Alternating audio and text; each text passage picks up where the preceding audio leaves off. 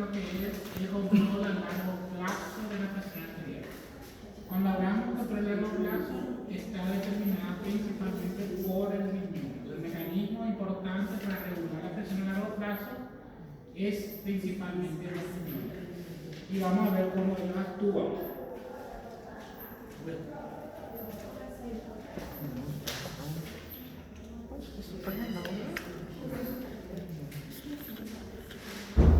Bueno, el control a corto plazo ya vimos que está principalmente por la vasodilatación, la vasoconstricción renal, que es un mecanismo rápido, ¿verdad?, que van a controlar vasoconstricción o vasodilatación. Sin embargo, existen otros mecanismos, ¿verdad?, que solo van a activarse tras semanas, meses inclusive, y este control a largo plazo, su función principal es mantener la homeostasis o el volumen de líquido en el organismo.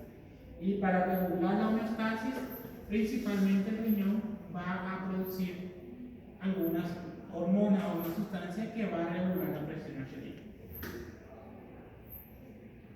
Uno de los sistemas para regular es lo que es la natriuresis por presión.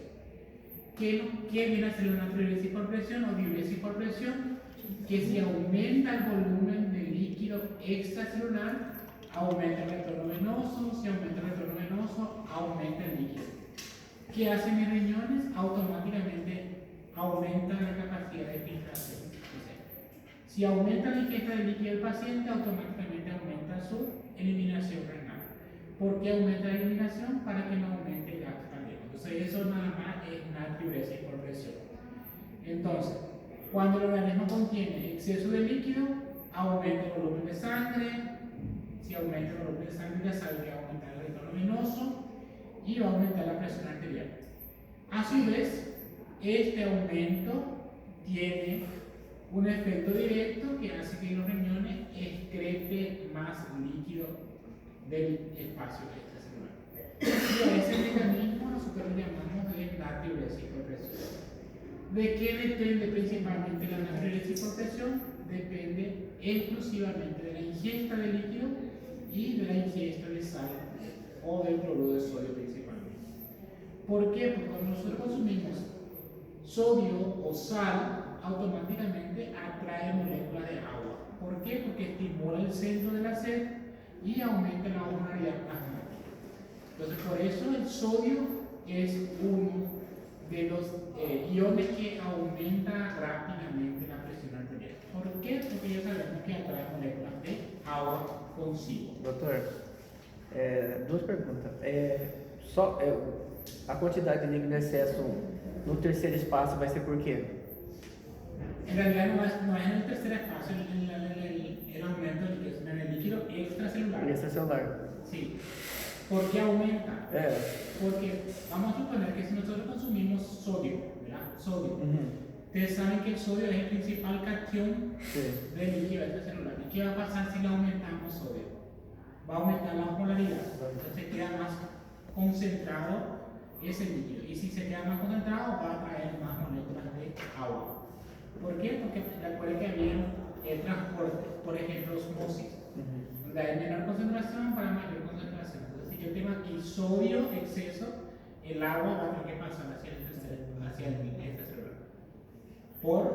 para poder compensar. E por que vai alterar a pressão? ¿Por qué? Porque aumenta el volumen del líquido a nivel del organismo. Entonces va a aumentar el retorno venoso, va a aumentar, por ejemplo. Para diminuir a questão do líquido. ¿Cómo? A pressão vai alterar, vai ficar maior para poder redução desse líquido extracelular. No, va a aumentar porque aumentamos, por ejemplo, el organismo tiene la capacidad de aguantar 5 litros de líquido aproximadamente. ¿Y qué va a pasar si le agrego más 2 litros? Va a aumentar el volumen, y si aumenta el volumen va a aumentar también mi resistencia vascular periférica y eso hace que aumente la presión arterial. Porque la presión arterial era resistencia, el gasto cardíaco o resistencia vascular periférica. Si aumento el gasto cardíaco, ¿cómo puedo aumentar? Si yo le pongo más líquido. Si aumenta el gasto cardíaco, va a aumentar mi presión arterial. Porque, vamos a decir, el primer mecanismo, recuerden que era capacitancia, entonces se tiene que acomodar los vasos para poder regular la presión arterial. Pero hasta que eso ocurra, primero aumenta la presión arterial. sea, aquí vamos a ver. Entonces vamos a suponer que yo tengo un paciente, ¿verdad?, que aumenta el gasto cardíaco. Si aumenta el gasto cardíaco, ¿qué va a hacer? Va a estimular a los riñones para que los riñones puedan excretar mayor cantidad de líquido. ¿Y qué va a pasar? Va a alterar la presión arterial. Va a aumentar la presión arterial porque yo tengo aumento del gasto cardíaco y ese aumento del gasto cardíaco secundariamente va a hacer que aumente la presión arterial. Dijimos que depende principalmente de la pérdida renal de agua y de la ingesta de agua y sal. Principalmente es sal, ¿verdad? Porque cuando más consumimos sal, mayor aumenta la osmolaridad y estimula principalmente el centro de la sed. Los determinantes, entonces determinante de desplazamiento de la curva de eliminación y el nivel de la línea de entrada y agua de sal y agua en el organismo. Entonces, vamos a suponer que yo tengo un paciente que tenga 120-80 de presión. ¿Qué va a pasar si yo le doy líquido, le aumento el líquido a este paciente? Va a aumentar su gasto cardíaco. Si aumenta el gasto cardíaco, aumenta la presión arterial. Pero ¿qué pasa? A su vez, el riñón va a filtrar más. ¿Por qué? Porque tiene que mantener el equilibrio o la homeostasis. Por eso la sobrehidratación, generalmente el primer mecanismo es el paciente orina mayor cantidad de agua, ¿sí? Y el otro, por ejemplo, ¿qué pasa si le doy sodio? Si le doy sal. Si nosotros consumimos sal puro, ustedes saben que ese sal puro va a aumentar la ingesta de líquido. Y si aumenta la ingesta de líquido, también va a aumentar mi presión arterial. ¿Por qué aumenta? Porque estoy recibiendo mayor cantidad de líquido de lo debido.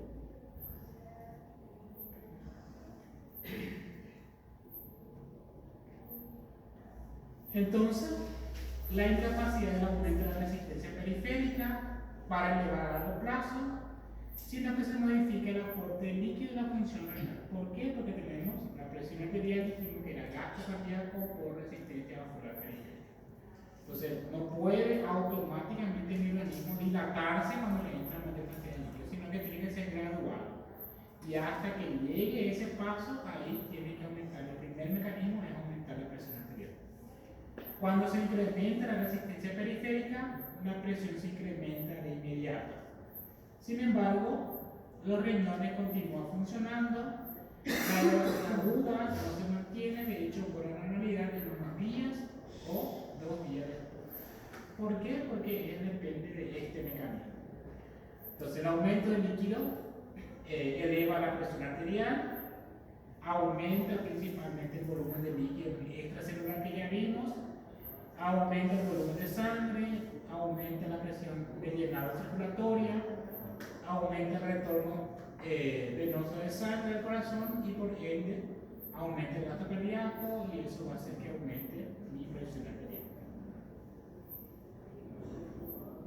La importancia de la sal en el esquema renal, dijimos que es más probable que se produzca un aumento de la presión por un incremento de la toma de sal que por el aumento de la ingesta de agua. ¿Por qué? Porque la sal en sí dijimos que va a aumentar principalmente la osmolaridad y va a estimular al centro de la sed. Entonces, al acumularse la sal de forma indirecta, por 2 razones va a estimular. Aumenta la osmolaridad de los líquidos corporales y eso a su vez estimula el centro de la sed, y el aumento de la osmolaridad estimula también el mecanismo secretorio hipotalámico donde va a producirse mayor cantidad de hormonas antidiuréticas. Entonces, si yo tengo, por ejemplo, secreción excesiva de las hormonas antidiuréticas, ¿qué va a hacer el organismo? Va a retener mayor cantidad de sodio. ¿Por qué? Porque su mecanismo es regular los líquidos corporales. Y este es el sistema más importante de la que ocurre principalmente a nivel renal. El sistema renina-angiotensina-aldosterona. Entonces, el sistema renina-angiotensina-aldosterona le va a servir hoy, mañana y para su vida. ¿Por qué? Porque estudiamos en fisiología, histología, clínica médica, farmacología. Porque yo tengo que entender correctamente cómo ocurre este mecanismo para entender cómo los fármacos van a actuar para poder regular la presión arterial en caso cuando ustedes tienen hipertensión arterial. Entonces, ¿Cómo ocurre ese mecanismo? Por eso tenemos que entender y recordar correctamente cómo está constituido nuestro glomérulo. El glomérulo, ustedes saben que viene a ser red de capilares glomerulares. Entonces, los capilares se encuentran, se anastomosan, ¿verdad? Y forman principalmente la arteria aferente y eferente. Aquí yo tengo mi mácula densa, aquí yo tengo mis células glomerulares. Entonces, ¿cuál es la función de la mácula densa? Captar cuando hay disminución de la volemia o disminución de la presión arterial.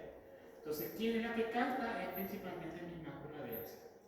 ¿Qué pasa en la mácula densa? Envía señales a las yustas glomerulares y esas yustas glomerulares tienen en su interior la renina. Entonces, la renina está almacenada en este interior. Entonces, ¿qué pasa? Cae la presión arterial, automáticamente ellos liberan renina.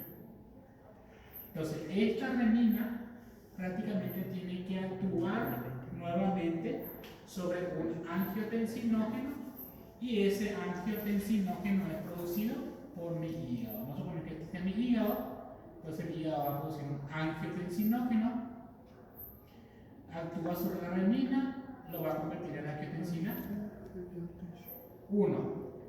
Luego mi pulmón produce una enzima convertidora de angiotensina, actúa sobre la 1 y lo va a convertir en 2. Esta angiotensina 2 es la que va a tener la función de producir vasoconstricción renal y de esa forma va a tener sal y agua a nivel renal. ¿Sí? Entonces, el mecanismo poderoso del riñón es la renina. Entonces dijimos, la renina es una pequeña proteína enzimática que son liberados cuando desciende la presión arterial, ayudando de esa forma a corregir la presión arterial. ¿Cuáles son los componentes? Porque la renina se sintetiza y es almacenada en forma de prorenina en las células yuxtaglomerulares del riñón. La renina actúa sobre una proteína plasmática denominada sustrato de renina o angiotensinógeno, que dijimos que iba a ser producido por el hígado, y de esa forma se libera la angiotensina 1. Luego esa sustancia vuelve a rescindir o a actuar sobre otra enzima que es producida por el pulmón, que es la enzima convertidora de angiotensina, y eso lo va a convertir en angiotensina 2. Y esa angiotensina 2 es la que va a tener efectos para poder regular la presión arterial, que produce vasoconstricción y de esa forma disminuye la expresión de sal y agua. Y de forma indirecta también estimula la glándula suprarrenal para que la suprarrenal pueda secretar aldosterona. ¿Sí? Por eso el mecanismo llamamos como sistema renina angiotensina aldosterona. Entonces la angiotensina secundariamente va a estimular la glándula suprarrenal para que la suprarrenal pueda liberar la aldosterona. Y la aldosterona a su vez va a aumentar la reabsorción renal de sal y agua.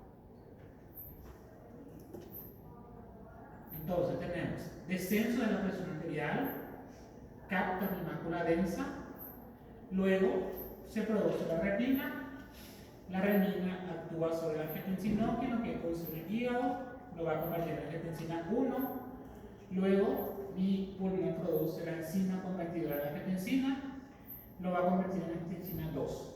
Esa angiotensina 2 prácticamente va a actuar sobre los riñones para que pueda retener sal y agua y produciendo una vasoconstricción.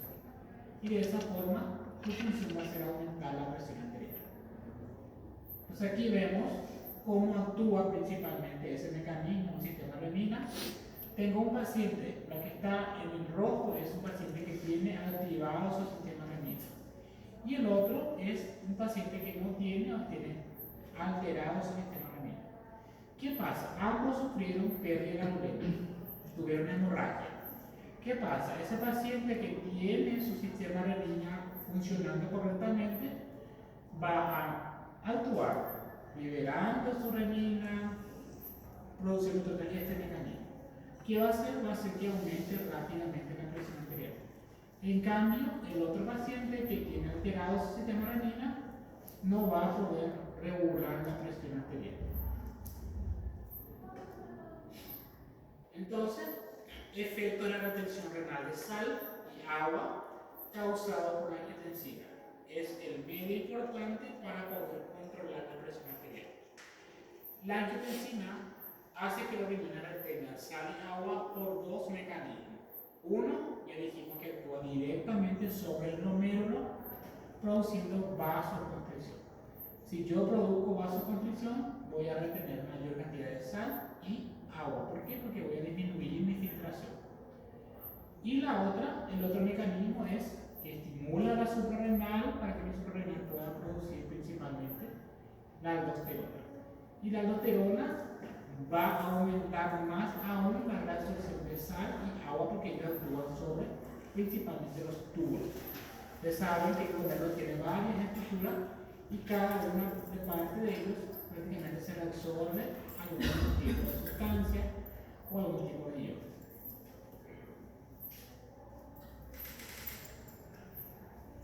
Mecanismo de los efectos renales directos de la angiotensina, que ya vimos, ¿verdad? Posee varios efectos intrarrenales con el propósito de retener sal y agua. Probablemente el más importante es producir la contracción de los vasos sanguíneos, haciendo que disminuya el flujo y a través de los riñones. Como consecuencia, disminuye la filtración y de esa forma generalmente el flujo se vuelve mucho más lento, reduce la presión glomerular, ¿verdad?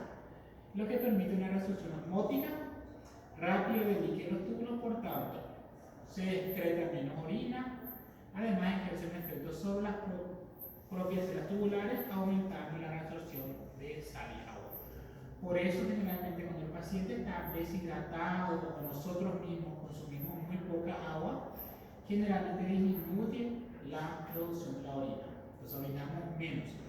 ¿Por qué orino menos? Porque mi organismo está tratando de compensar la cantidad de líquido que yo tengo para que yo no tenga hipotensión o otra alteración a nivel celular. ¿Sí? Entonces, y cuando estamos deshidratados también, orinamos menos y generalmente la orina es mucho más concentrada.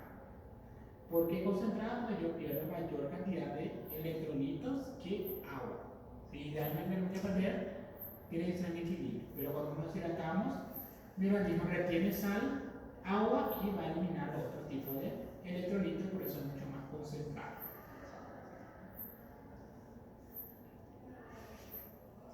Y el papel, esto es una retroalimentación negativa, una vez que se regulariza la presión o aumenta la ingesta de líquido, automáticamente cesa la producción, cesa la liberación de la renina. Entonces tenemos sistemas integrados de múltiples facetas que son regulación de la presión arterial. Y tenemos sistema o mecanismo de control rápida, que es prácticamente está por los vasos sanguíneos.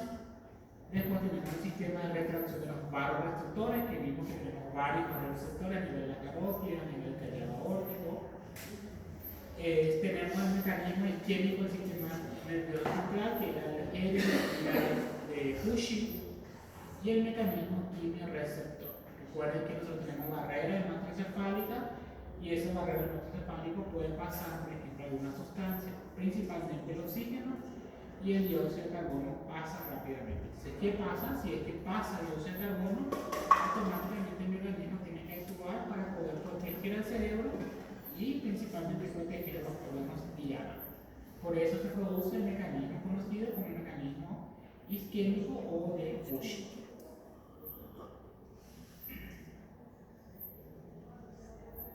El mecanismo de control de periodo de tiempo intermedio, que en este caso hablamos del sistema renina-angiotensina-aldosterona. Relajación del estrés de la vascularización, el desplazamiento de líquido, que ya vimos también, y el mecanismo a largo plazo de la presión arterial, que está principalmente por los glomérulos. Y aquí vemos todos los tipos de mecanismos que vimos. Primero, dijimos que es rápido a través de la vasoconstricción y la vasodilatación. Si ellos no son capaces de actuar, generalmente va a haber el siguiente mecanismo, van a activarse en mi vasoreceptor. Si esos vasoreceptores no son capaces de controlar la presión arterial, se activa mi respuesta isquémica del sistema nervioso y ahí actúan todo. Estrés, relajación, quimiorreceptores, los capilares. Y por último, generalmente es el mecanismo más importante que vimos, que es el sistema renina y angiotensina aldosterona, que su función principal es mantener la presión arterial. Preguntas? Doutor, eu tenho. No caso de hipertensão, pode ser uma falha no rim que já. Hay varios mecanismos hay varios, por ejemplo, efectos que puede desencadenar la presión arterial. Puede ser. Entonces, a pessoa. Por eso tenemos que determinar si es una hipertensión primaria o una hipertensión secundaria. Por eso la hipertensión se clasifica en dos. Primaria es de causa idiopática, no se conoce cuál es la causa. Generalmente está asociado a factores de riesgo, factores ambientales, ¿verdad? Todo lo que sean mecanismos externos que pueda producir. Sedentarismo, obesidad, todo eso interfiere en la aparición de la hipertensión primaria. Pero aparece, por ejemplo, con edad más avanzada. Por ejemplo, si yo soy un paciente que tiene factores de riesgo, a los 40, 50 años puedo desarrollar hipertensión arterial. ¿Por qué desarrollo? Porque tengo factores de riesgo y factores que contribuyen a eso.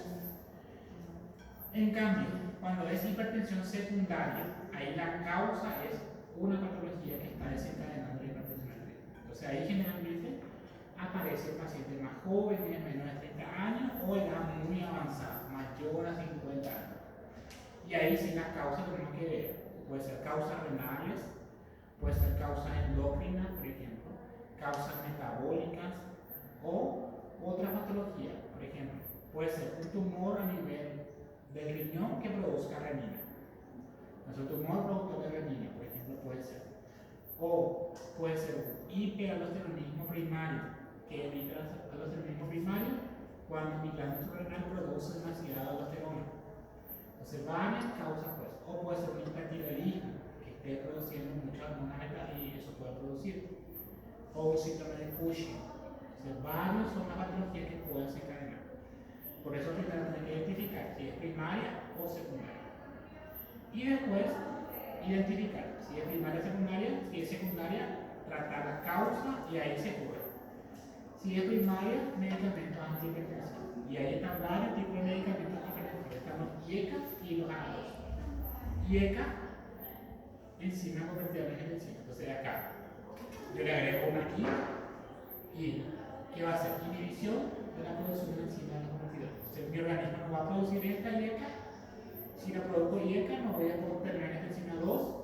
Si no tengo angiotensina 2, no voy a producir vasoconstricción. O existen otros fármacos que son denominados ARA2.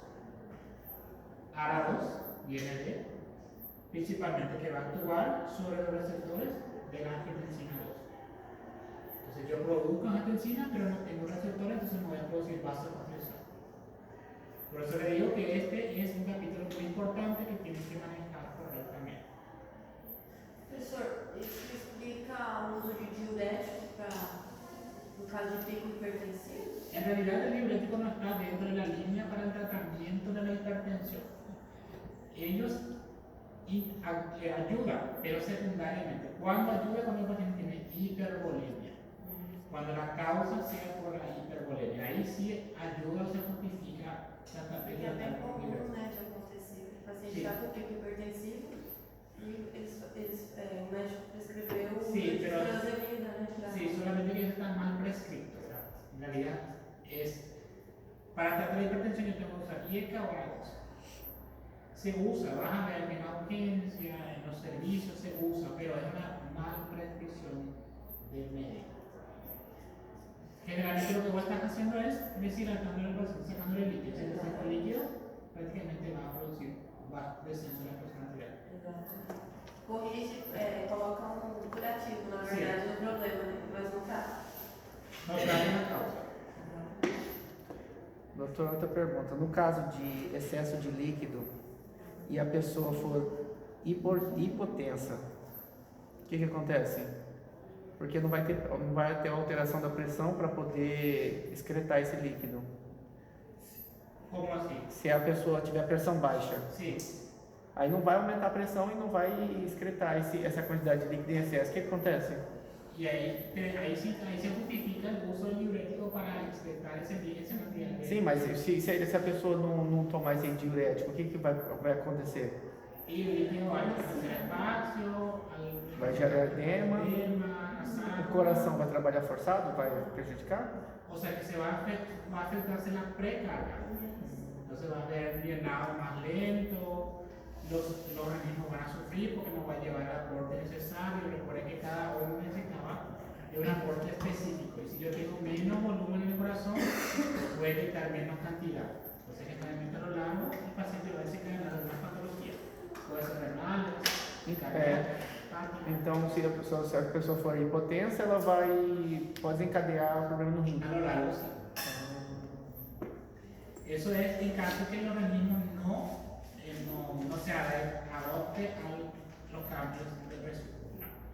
Porque generalmente, ella, por ejemplo, puede tener una presión de 110-80 y con eso el organismo funciona correctamente. ¿Sí? Puede ser que tenga 160 y no tenga ninguna sintomatología.